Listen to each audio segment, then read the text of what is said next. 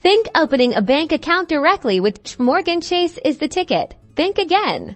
Here's the truth: when you're looking to open personal or business banking accounts, you're actually heading to Chase Bank, a subsidiary of JPMorgan Chase. Let's break down how to open your Chase account and utilize their fantastic services. First, head over to Chase.com. You can do this on your computer, tablet, or even your phone. On the website, find and click the Open an Account button, usually located in the top right corner or somewhere prominent on the homepage.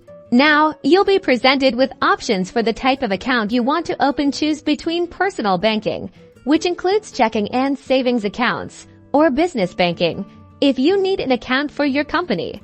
Explore the different account options within your chosen category. Compare features like minimum balance requirements, monthly fees, and interest rates. Consider what's most important for your financial needs. Once you've picked an account, begin the online application. You'll need to provide personal information such as your name, address, social security number, and employment details. For business accounts, you'll also need to provide your business information.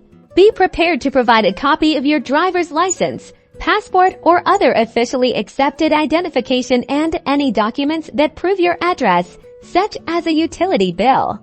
After filling out the application, carefully review all the information you provided and submit it. Chase will then review your application. After approval, you'll likely need to make an initial deposit to activate your account. You can do this online, at a Chase branch, or at an ATM.